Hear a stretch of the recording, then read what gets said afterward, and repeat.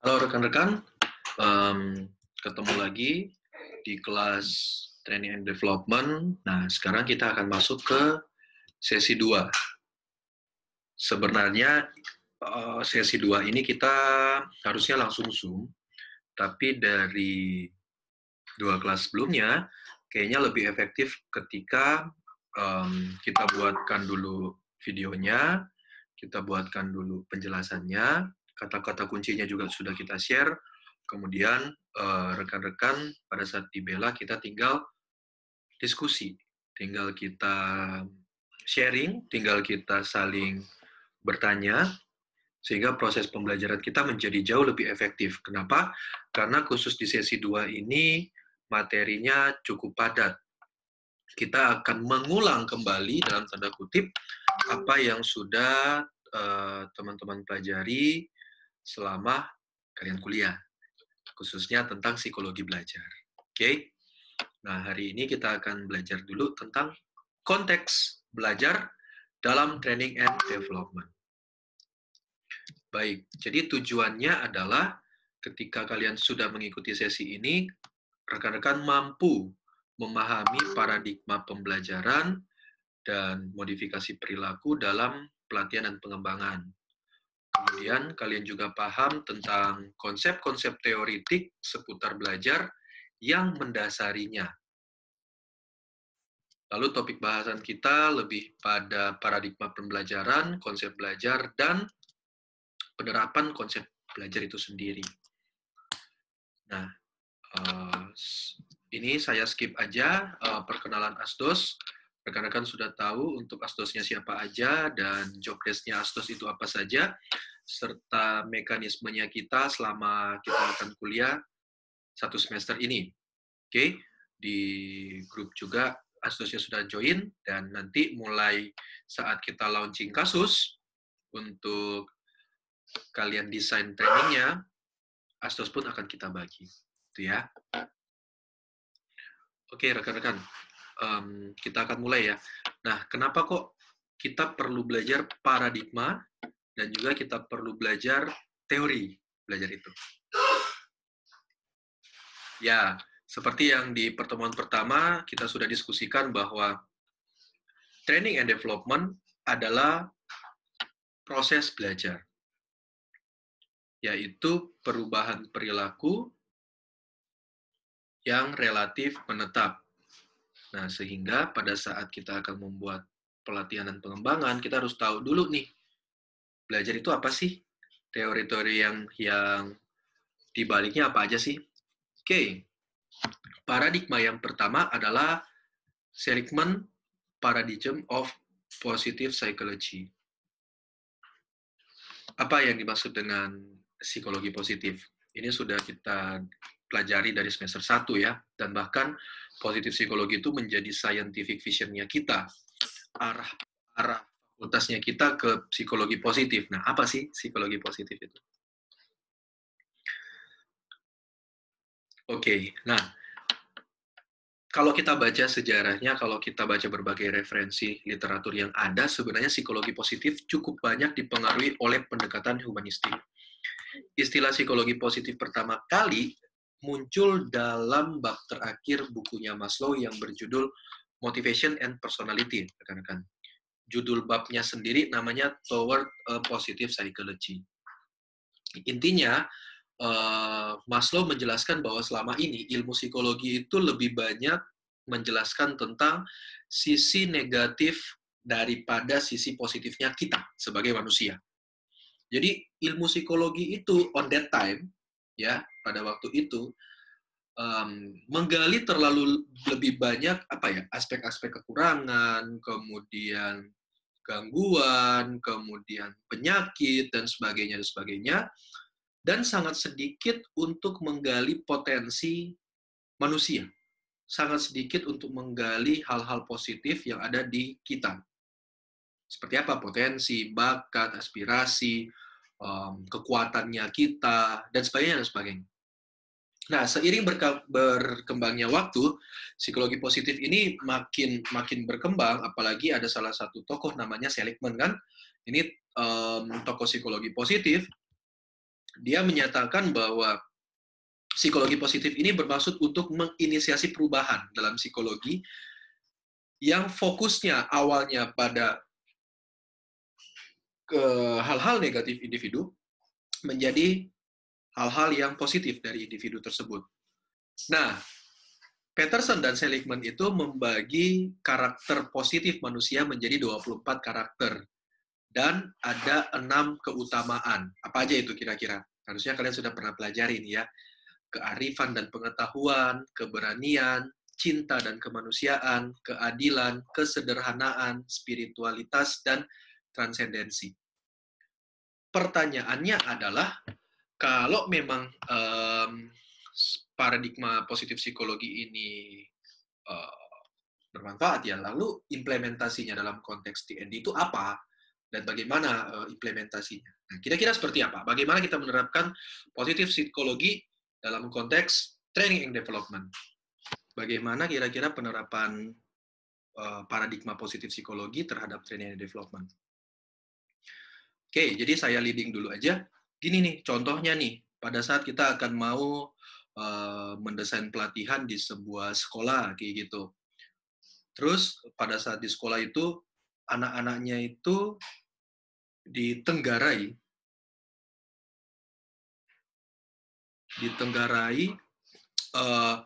mereka itu kurang motivasi belajar. Nilai-nilainya jelek, gitu kan. Kemudian guru-gurunya, dalam tanda kutip, seakan menyalahkan mereka. Mereka itu parah, mereka itu payah, nggak bisa untuk dapatkan nilai bagus. Nah, kalau kita menggunakan paradigma positif psikologi, bisa saja sebenarnya mungkin nilai pelajaran tertentu itu kurang bagus, kurang optimal kayak gitu. Tetapi kita perlu melihat strengths-nya mereka, strengths-nya anak-anak itu, kira-kira apa sih kelebihannya mereka, apa sih kekuatan mereka, atau apa sih yang menyebabkan sampai nilai mereka nggak optimal. Nah, dari situ baru kita tarik, kita NA nih, ada masalah apa sebenarnya? Apakah benar murid-muridnya ini yang perlu kita training? Atau guru-gurunya ya bahkan kita perlu training karena kurang mampu untuk melihat strengths-nya dari para murid-murid tersebut. Oke, itu ya contohnya ya paradigma psikologi positif di dalam konteks training and development. Oke. Oke, clear ya untuk tadi. Kita akan masuk yang kedua sekarang. Tidak asing lagi bagi kalian, yaitu Maslow teori. Nah, paradigma Maslow nih.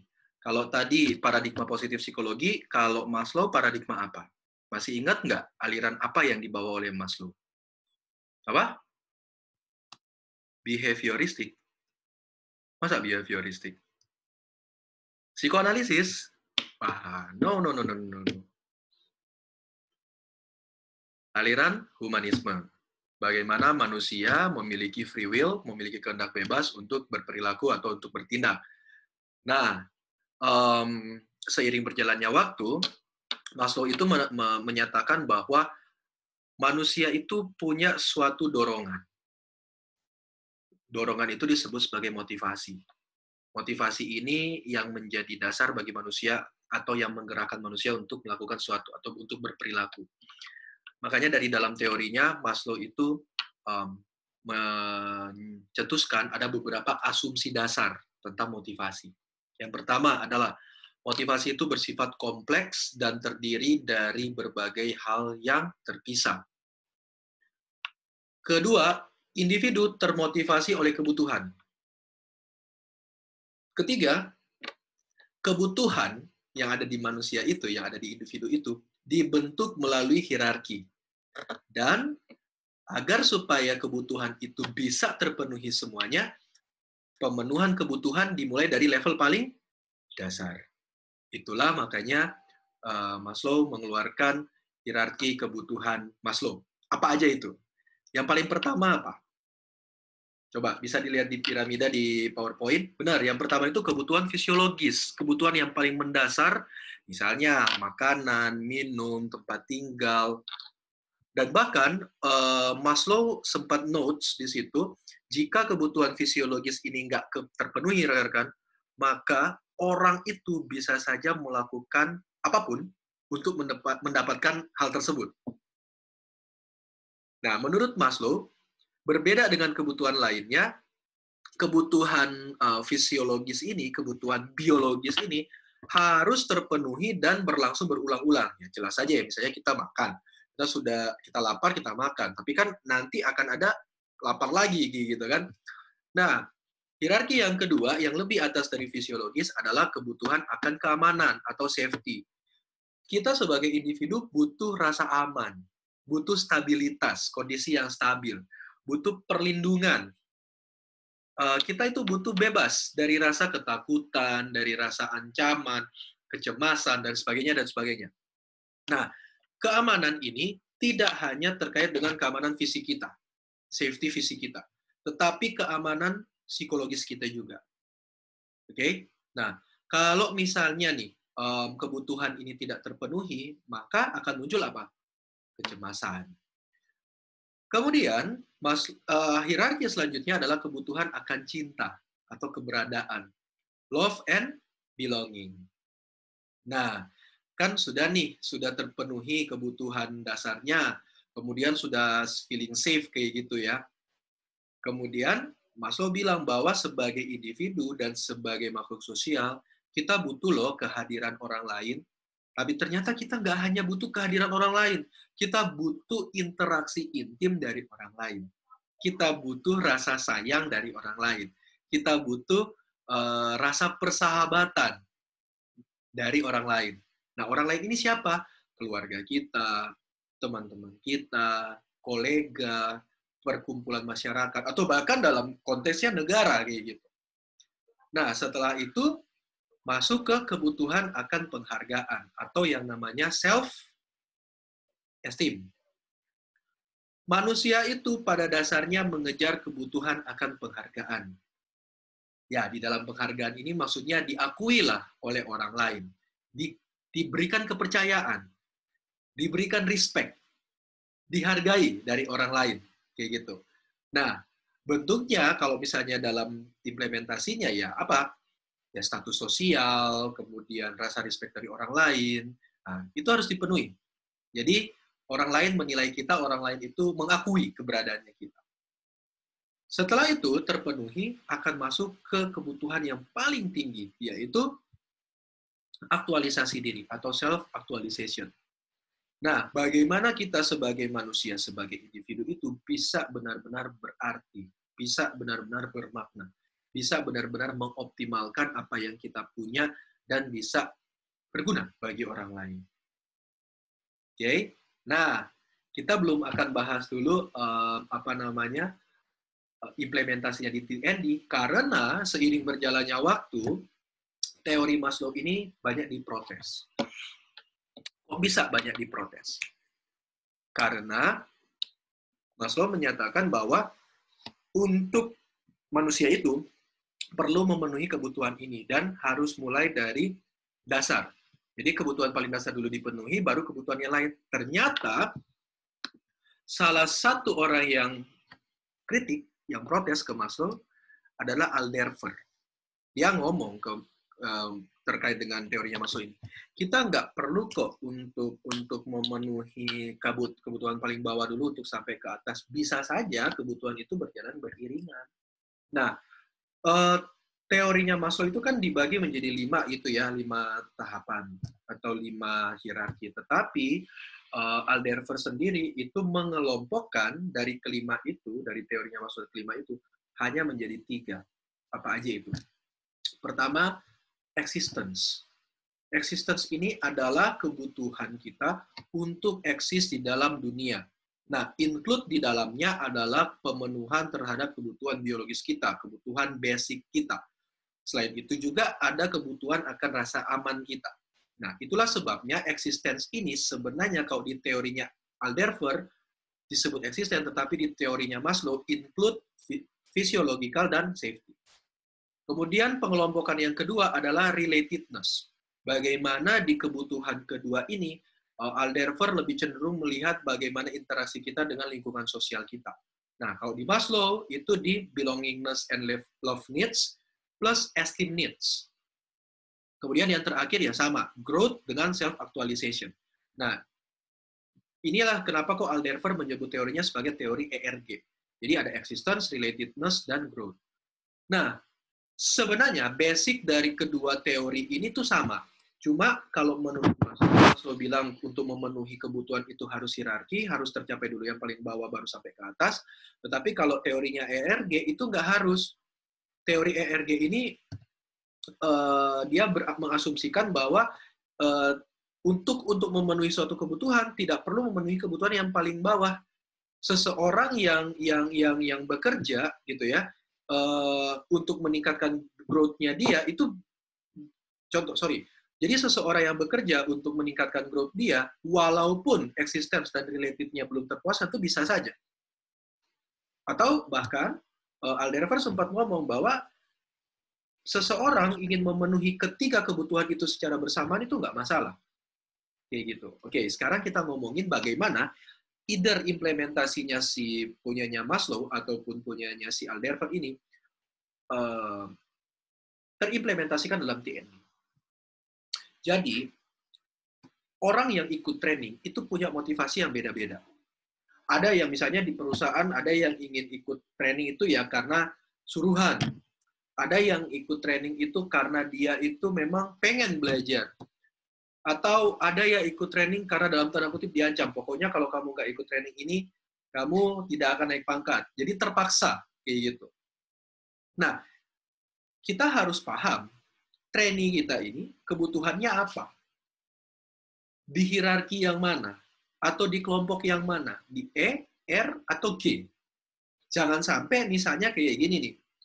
Ternyata kebutuhan trainee-nya kita itu bukan kebutuhan akan pendidikan atau kebutuhan akan memperoleh pembelajaran yang baru, tetapi kebutuhan akan makan, kayak gitu.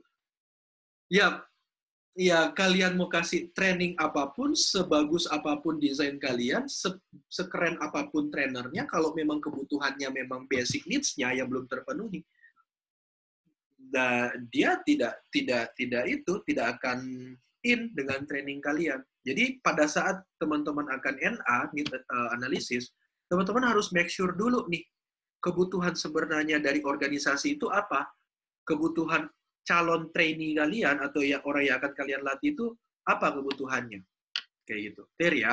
Oke, kita akan lanjut ke berikutnya, yaitu ekspektansi teori dari Viktor Fromm.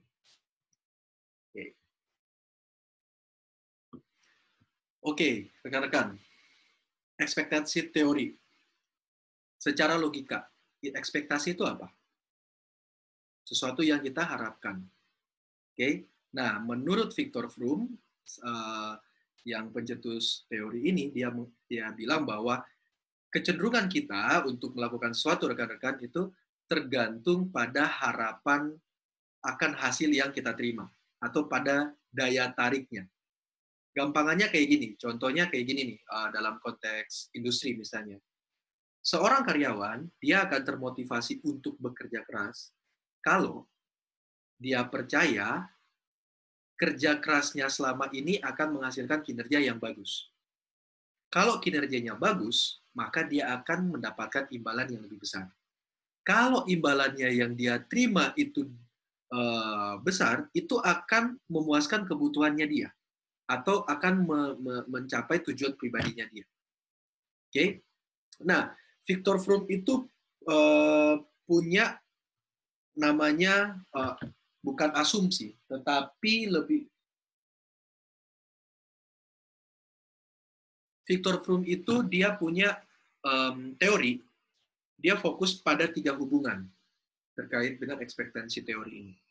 Nah, hubungan yang pertama yang dia bilang adalah hubungan antara usaha dan kinerja. Jadi, kita akan termotivasi untuk bekerja apabila menurut persepsinya kita, usaha yang akan kita keluarkan itu akan meningkatkan hasil kerjanya kita. Contohnya kayak gini. Misalnya si Budi. Si Budi itu bekerja di toko roti. Oke?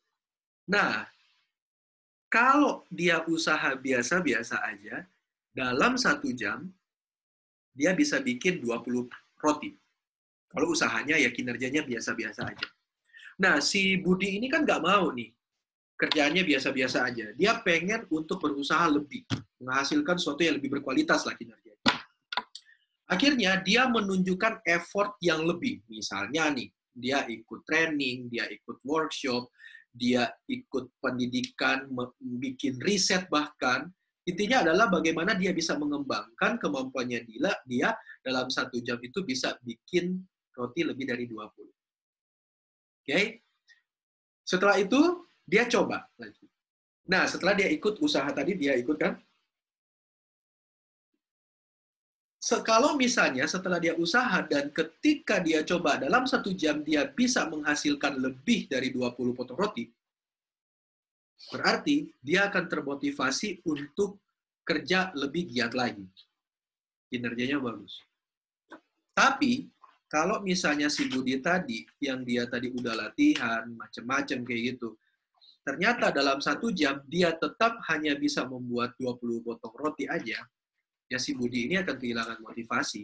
Dan akhirnya dia akan bilang, ya wes lah, aku kerjanya biasa-biasa aja. Oke? Itu hubungan pertama. Hubungan antara usaha dan kinerja. Yang kedua, ini relatif gampang. Logikanya masuk. Hubungan antara kinerja dan imbalan. Kira-kira gimana? Harapannya, kalau kinerjaku makin bagus, berarti imbalanku makin besar. Kalau misalnya aku makin bagus membuat desain training, maka imbalan nilaiku akan jadi lebih bagus nilaiku. Oke, itu yang hubungan kedua. Hubungan yang ketiga adalah hubungan antara imbalan dan daya tariknya. Nah, somehow kita jangan persepsikan, apalagi kalau dalam konteks industri ya, kita jangan persepsikan bahwa imbalan itu serta-merta uang.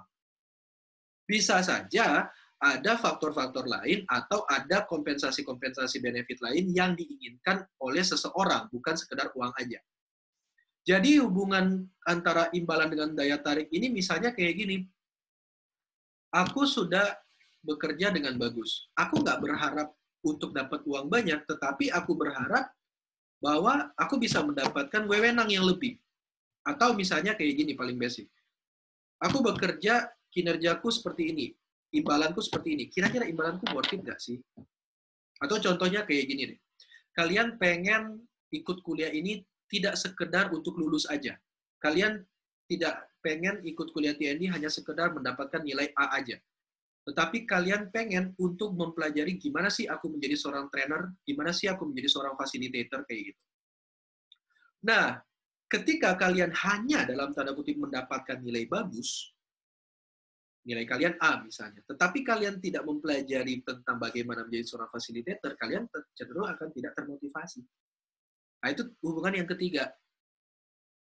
Nah, untuk merangkum 3 hubungan yang tadi, rekan-rekan, untuk istilahnya lebih gampang kalian mengingat, ada pertanyaan bantuan yang bisa kalian gunakan. Nah, hubungan yang pertama apa tadi? Hubungan antara kinerja dan imbalan. Coba tanyakan pada saat kalian proses NA nantinya. Kalau usaha saya lebih keras, apakah usaha saya itu akan diakui? Itu hubungan yang pertama. Hubungan yang kedua adalah hubungan antara imbalan dan hubungan antara kinerja dan imbalan. Pertanyaannya kayak gini. Bila kinerja saya, hasil kinerja saya lebih bagus, kira-kira apakah saya akan mendapatkan imbalan yang lebih besar? Sedangkan yang ketiga, hubungan antara imbalan dan daya tariknya, pertanyaannya kayak gini. Kalau saya dapat imbalan tersebut worth it nggak buat saya? Menarik nggak buat saya? Nah, itu ya harus kalian tentukan bagaimana ekspektasi dari calon trainee kalian. Apa harapan dari calon orang-orang yang akan kalian training? Apa ekspektasinya? Itu kalau teorinya Froome. Tentang ekspektasi teori. Lanjut ke Bandura Social Learning Theory. Nah, di dalam Bandura Learning Social Theory ini kan Bandura ini kan sudah familiar banget ya. Udah sering banget kita bahas. Kira-kira tentang apa Bandura ini? Oke. Menurut Bandura, manusia itu mempelajari sesuatu dengan cara meniru perilaku orang lain. Teorinya Bandura ini kan namanya social learning theory.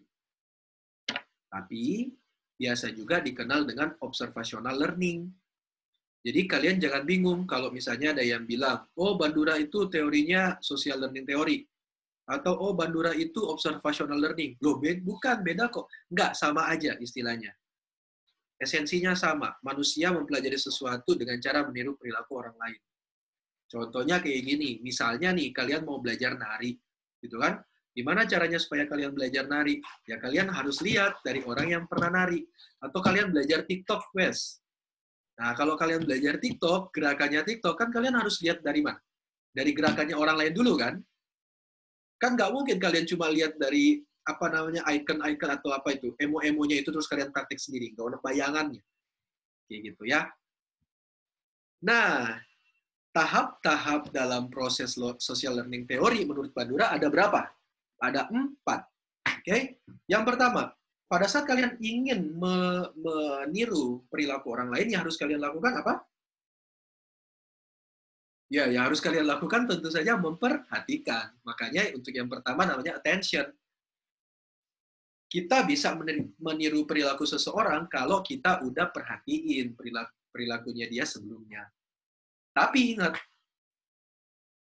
kalau kita meniru seseorang, proses peniruan kita atau kita akan meniru dia itu nggak akan sempurna kalau kita tidak memperhatikan, tidak mengamati, tidak benar-benar seksama untuk melihat perilakunya si orang itu. Dan salah satu syarat juga untuk meniru atau memberikan perhatian pada suatu perilaku harus apa? Perilaku itu ya harus menarik. Kalau perilaku itu nggak menarik, kita juga enggan, kita juga nggak mau untuk memperhatikan. Clear ya? Nah, setelah kita perhatiin, maka gerakan atau perilaku yang kita perhatiin itu akan kita apa? Ingat. Proses kognitif akan kita ingat. Nah, ini kan proses di otak ya. Tetapi rekan-rekan, ada kalanya kita itu lupa. Nah, kalau kita misalnya kebanyakan lupa atau lupa kita terlalu lama, itu akan mencegah proses kita meniru. Jadi misalnya nih, kalian tertarik di basket misalnya, kalian pengen jadi shooter yang hebat, terus kalian nonton orang main basket, orang yang bisa shooter 3 point dengan jago kayak gitu. Nah, 1-2 minggu doang kalian perhatiin, abis itu kalian tidak perhatiin lagi, itu akan ada proses lupa di situ. Dan ketika ada jangka waktu tertentu itu, ketika kalian membiarkan kelupaan kalian, maka perilaku yang ingin kalian tiru tuh nggak bisa ketiru, kayak gitu ya. Oke. Tahap yang ketiga. Tahap pertama, oh sudah memperhatiin, oh sudah kita ingat. Tahap ketiga adalah reproduction atau pengulangan. Nah, saatnya kita praktek. Kita coba lakukan apa yang sudah kita lihat dan apa yang sudah kita simpan di otak. Nah, pengulangan ini harus kita lakukan berulang kali. Jadi contohnya kalau kalian pengen jago main basket, ya kalian harus tonton berulang kali. Kemudian supaya apa? Supaya kerekam di ingatan kita. Nah, setelah direkam, ya kita coba. Kita ulang-ulang terus. Atau kalian mau TikTok-kan, wes.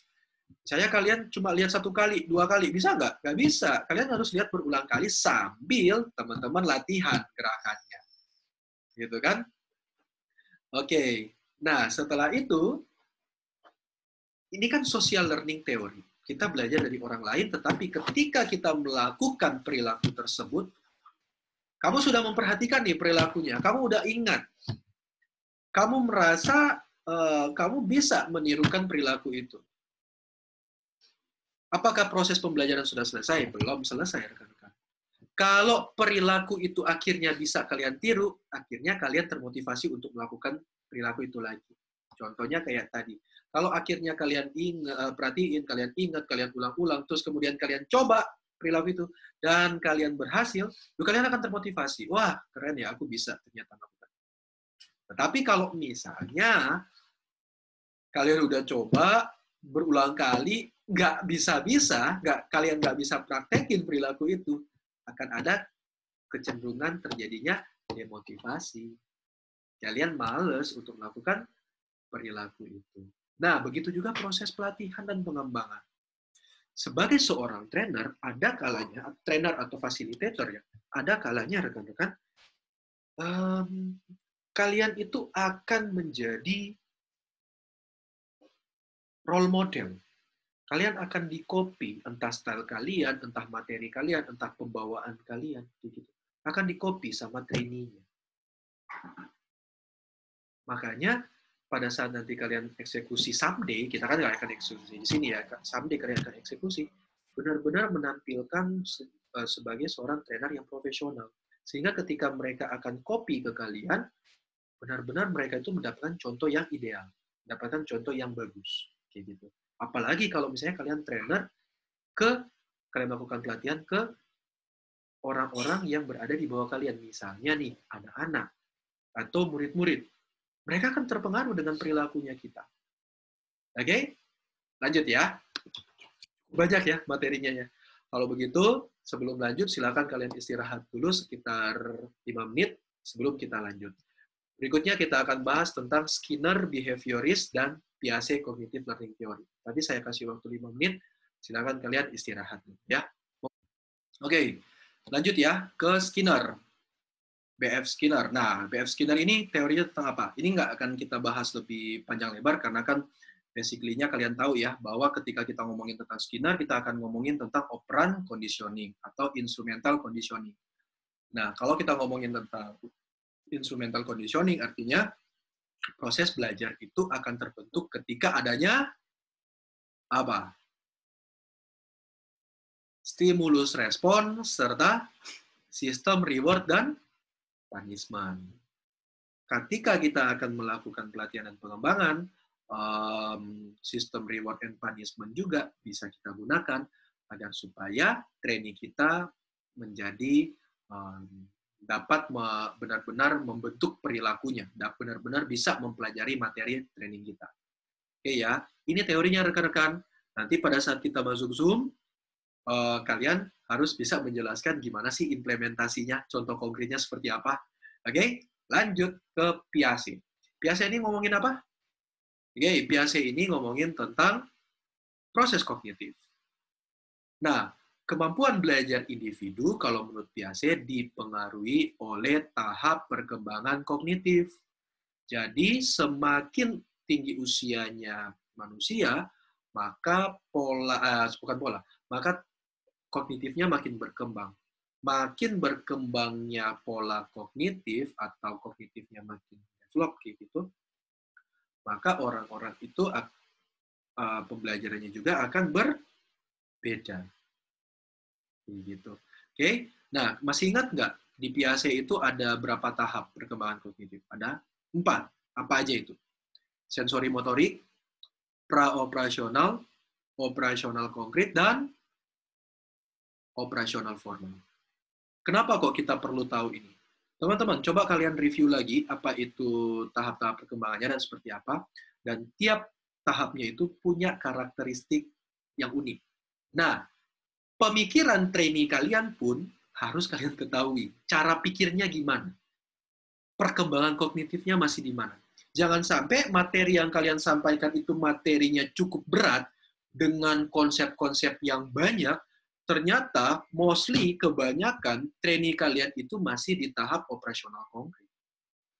Atau contohnya kayak gini, bisa nggak sih misalnya kalian akan training ke anak SD, tetapi kalian menggunakan metode refleksi. Wah, silakan adik-adik kalian merefleksikan materi ini. Gimana bisa? Anak-anak SD kan bisa saja belum mampu untuk berpikir abstrak. Oke kan? Belum mampu untuk operasional formal.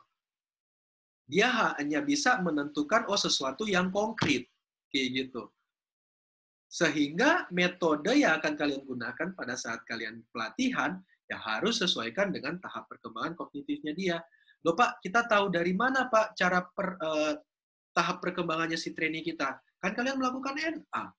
Pada saat NA itu kan kalian sudah bisa meraba-raba, sudah bisa mulai prediksi, oh kira-kira trainee saya ini dia tahap perkembangan itunya sampai mana ya tahap perkembangan kognitifnya ya.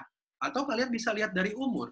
Kan Piaget menyebutkan bahwa setiap tahap perkembangan itu disesuaikan juga dengan usia. Contohnya nih, sensori motorik itu dari usia berapa sampai berapa. Operasional formal itu sampai dari berapa sampai berapa. Apabila nanti misalnya operasional formal itu let's say 15 tahun ke atas gitu ya sudah operasional formal dan trainee kalian itu umur 30, tetapi pemikirannya dia masih operasional konkret, itu mungkin kasus khusus. Dan itu memang secara praktis di lapangan perlu ada penyesuaian-penyesuaian tertentu. Tetapi kan overall ini kan pada umumnya kan sama ya. Jadi kalian harus paham ini teman-teman. PAC itu punya 4 tahap perkembangan. 4 tahap perkembangan ini rentang usianya berapa dan bagaimana karakteristiknya. Lalu kemudian kalian implementasikan, kalian analisis gimana sih kira-kira trainee saya, dia masuk di tahap perkembangan mana. Nah, sehingga kalian bisa set up untuk metode atau materi yang akan kalian bawakan itu bisa cocok dengan perkembangan kognitifnya mereka. Gitu ya, clear ya? Oke, rekan-rekan, kita masuk ke teori baru, mungkin kalian baru dengar, atau mungkin yang di psikologi sosial rekan-rekan mulai sudah pernah dengar ya. Kita akan membahas tentang ini, change. Change itu tokohnya dari Kurt Lewin. Jadi gini, kan training and development itu kan proses belajar. Gitu? Nah, proses belajar itu kan artinya ada perubahan perilaku. Harapannya akan ada terciptanya perubahan perilaku.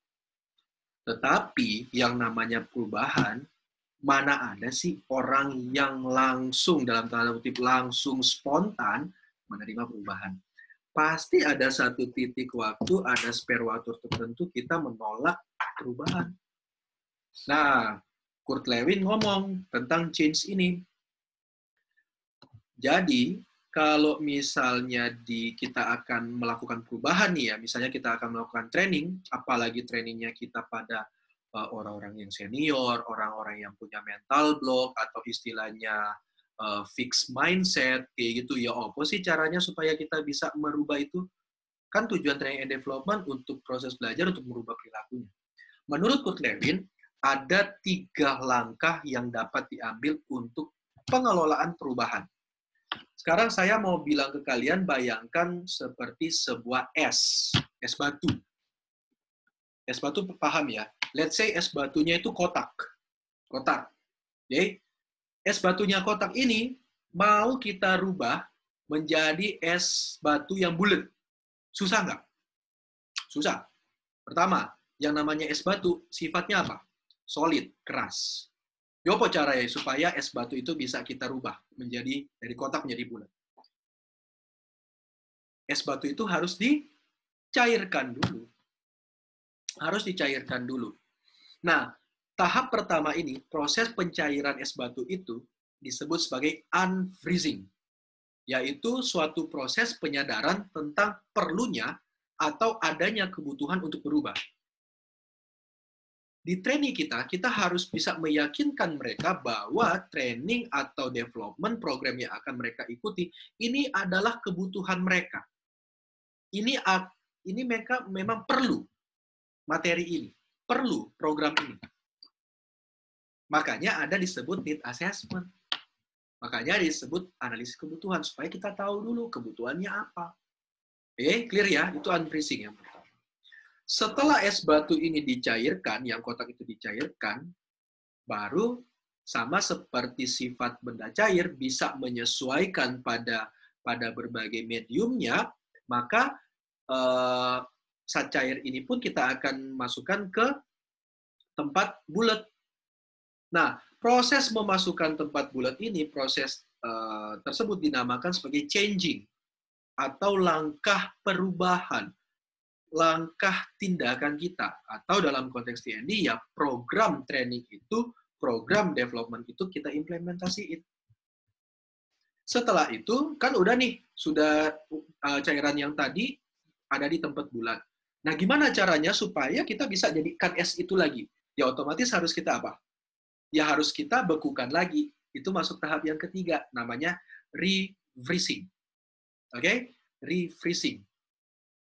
Jadi, dari tadi kotak dicairkan, diubah sesuai dengan keinginan atau target indikator kita, kemudian dibekukan lagi menjadi bulatan.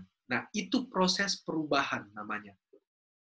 Dalam konteks training, seperti yang saya jelaskan tadi, unfreezing itu kita analisis kebutuhan, kita benar-benar yakinkan mereka bahwa ini memang mereka butuh pelatihan ini, mereka benar-benar butuh development program ini, misalnya nih lewat prakondisi di sesi 1, nanti kita akan bahas itu lebih detail pada saat kita mulai desain training ya. Setelah mereka sudah sadar, oke, saya butuh training ini, kita mulai melakukan intervensi perilaku, yaitu ya training ataupun development. Setelah training and development, ada refreshing, yaitu ada yang namanya action plan atau rencana tindak lanjut setelah mengikuti pelatihan atau program pengembangan. Ini yang kita pantau rekan-rekan supaya perilaku yang kita harapkan berubah bisa menetap ke mereka. Oke ya, itu teori change dari Kurt Lewin. Nah, terakhir yaitu ini, kalian sudah pernah belajar tentang ini semenjak kalian PPK, yaitu Kolb's Experiential Learning. Bahkan Experiential Learning ini menjadi ciri khasnya kita di Fakultas Psikologi Unika Widya Mandala Surabaya. Nah, saya langsung jelaskan tentang cycle-nya, tetapi pada intinya Kolb bilang bahwa kita belajar ketika kita mengalami. Belajar adalah proses di mana pengetahuan kita atau pembelajaran kita dilalui melalui transformasi pengalaman lewat experience-nya kita. Nah, ada 4 tahap. Yang pertama adalah tahap pengalaman langsung atau concrete experience. Kita benar-benar mengalami peristiwa. Kita benar-benar merasakan, melihat. Ya benar-benar kita ada di dalam peristiwa itu, di dalam pengalaman itu. Itu concrete experience. Yang kedua, setelah kita mengalami situasi itu, mengalami peristiwa itu, kita mulai mengobservasi. Kita mulai merefleksikan. Apa yang sudah kita lakukan tadi? Apa yang sudah terjadi tadi? Sehingga dari situ, proses refleksi itu kita membentuk konsep-konsep yang baru. Nah, konsep yang baru itu, tahapan pembentukan konsep yang baru itu namanya tahap konseptualisasi atau abstract conceptualization. Lalu setelah itu kita terapkan. Konsep itu kita implementasiin. Namanya tahap eksperimentasi aktif atau active experimentation. Contohnya kayak gini. Kalau kalian pengen menjadi facilitator, training kayak gitu. Terus saya mau menerapkan experiential learning ke kalian. Ya udah, berarti kalau kalian belum ada pengalaman di bidang facilitating, saya langsung tembak kalian. Rekan-rekan, tolong si A jadi facilitator. Bawain materi. Saya langsung kayak gitu. Nah, Pak, aku nggak punya pengalaman. Nggak. Kamu alami dulu. Concrete experience dulu. Ketika kamu membawakan materi, ketika kamu menjadi seorang fasilitator, itu kamu mengalami di tahap pertama, concrete experience. Setelah kamu membawakan, kamu kan akan berpikir, ya apa ya tadi aku ya? Ya apa ya performance-ku? Ya apa kinerjaku tadi? Oh, kayaknya aku sudah bagus sih menjelaskan materi, udah sistematis kok tadi, udah oke lah. Tetapi kayaknya akan lebih bagus kalau aku misalnya nggak terlalu tegang atau speed omongku dipelankan. Nah, itu reflection. Reflection tahap kedua. Kemudian kan tadi kalian sudah berefleksi, kayaknya kecepatan omonganku terlalu cepat. Oke, berarti aku harus pelan-pelan untuk ngobrol, untuk ngomong. Ya apa caranya? Oh, aku latihan napas. Pada saat akan ngomong, aku latihan napas. Supaya napasku teratur, speedku lebih teratur, aku lebih santai dalam membawakan materi. Nah, itu konsep kalian. Masih konsep kan? Dari hasil refleksi tadi, itu tahap ketiga. Setelah itu, masuk ke tahap eksperimentasi aktif. Oh, kayaknya memang harus, itu ya, tadi aku udah pikir bahwa aku harus atur napas. Oke, pada saat kalian play lagi, ketika kalian menjadi fasilitator lagi, kalian terapkan itu. Nah, apakah sudah berhenti sampai situ? Enggak. Enggak. Kolb itu sebutan teorinya adalah siklus, cycle. Berarti dari eksperimentasi tadi kalian, ya kalian akan masuk lagi ke atas. Masuk ke konkret lagi, ke refleksi lagi. Membentuk konsep-konsep yang baru. Itu untuk Kolb, experiential learning.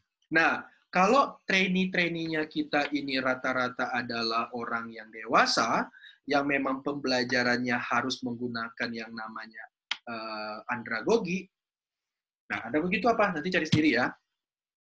Ya, teman-teman harus menggunakan ini, metode ini, experiential learning, hadirkan situasi-situasi experience, hadirkan pengalaman ke mereka, nanti dari pengalaman mereka kalian tarik sebagai pembelajarannya mereka, sebagai pelatihannya kalian. Benar-benar hadirkan situasi yang konkret, yang real kayak gitu. Sehingga dari pengalaman itu mereka bisa ambil values-nya, ambil pembelajarannya. Oke. Nah, yang terakhir itu ada di individual learning style, tetapi ini tugas kalian untuk mempelajarinya seperti apa. Saya stop share dulu. Nah, teman-teman, itu ya untuk materi kita di sesi 2 ini cukup panjang ya, cukup banyak konsep-konsep yang harus kita pelajari. Itulah sebabnya saya membuat video ini sehingga kalian itu besok atau pada saat ini khusus kelas yang Rabu ya. Kelas Rabu ini besok kita tinggal diskusi, rekan-rekan. Kalian ada pertanyaan apa? Kalian sudah siapkan sebelumnya, gitu ya. Nah, bagi kelas yang sebelumnya, 2 kelas sebelumnya, materi ini bisa kalian gunakan sebagai pengingat kalian, sebagai reminder kalian, sebagai dasar kalian pada saat nanti kalian mulai susun training and development. Desainnya seperti itu. Jadi ada apa namanya? Ada basicnya, kalian nggak lupa. Karena kan tadi mungkin pada saat kelas ada beberapa yang bilang, Pak, jangan terlalu cepat, Pak. Nah, memang saya agak cepat tadi karena memang materinya wah deh. Dan di satu sisi, jam kritis. Pasti kalian nggak akan nangkap juga. Nah, semoga tadi atau yang kelas kemarin yang belum mengikuti kelas secara optimal, dengan video ini kalian bisa lebih mempelajari dengan baik. Oke, gitu dulu. Sampai jumpa di kelas lain. Minggu depan kita akan next sesi ketiga kita akan membahas tentang siklus training, kemudian kita akan langsung turun ke lapangan. Tetap semangat, terus berkarya, sampai jumpa. Bye-bye.